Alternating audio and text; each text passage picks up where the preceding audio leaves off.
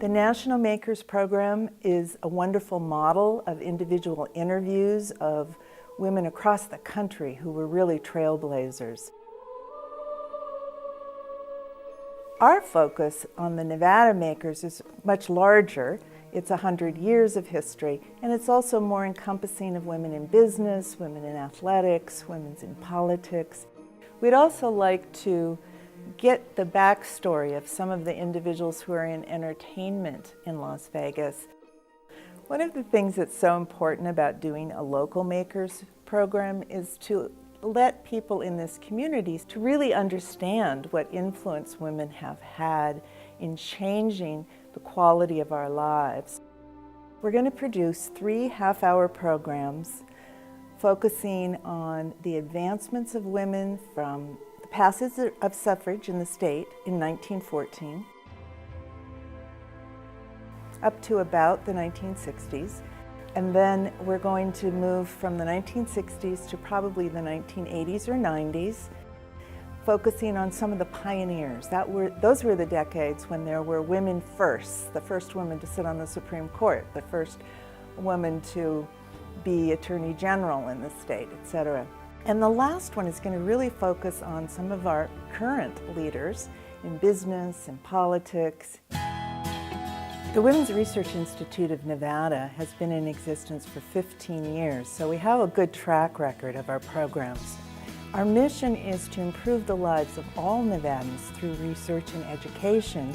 So RIN is the content provider for this collaboration with Vegas PBS. They bring a number of things, aside from wonderful technical resources, to an enormous audience that we really wouldn't reach otherwise.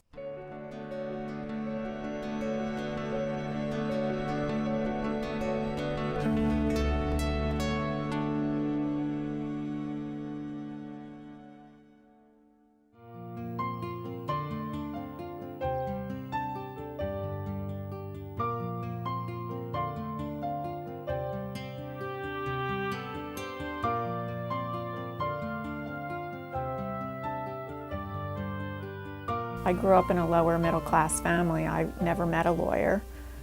I was the first in my family to go to college.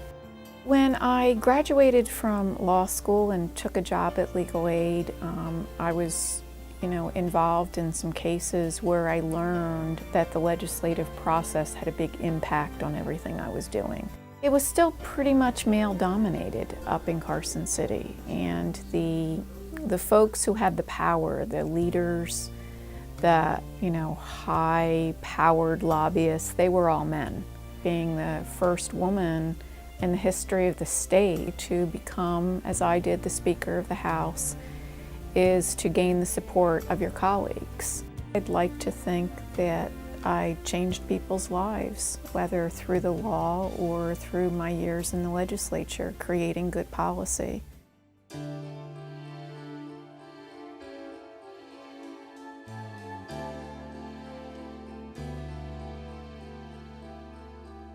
Growing up in the migrant family, traveling for 10 years, Mexico, Texas, California, and Washington, seeing the struggles that the family went through, sometimes in a labor camp, traveling miles and miles to go see a doctor that sometimes wasn't there because the small clinic was closed. But the more I talked to people in the community and I heard about the lack of education, information, access to health care for women, and when I saw that, I just thought it was a calling. There are women that we find in apartment complexes that don't even know what a pap smear is. The work that I do today with Planned Parenthood reproductive health is something that I've always been very passionate about. Like my grandson says, when they ask him, what does your grandma do? And his answer is always, she's saving lives.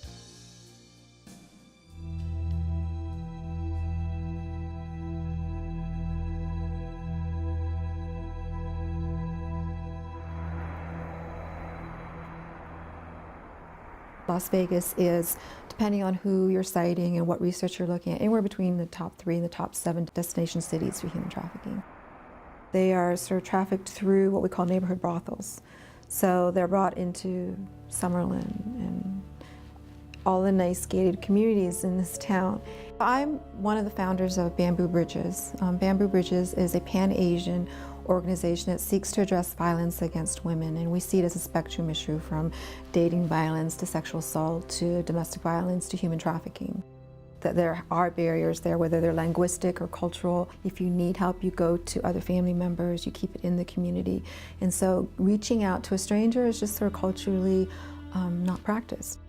I think women are always at the forefront of any movement to address violence against women.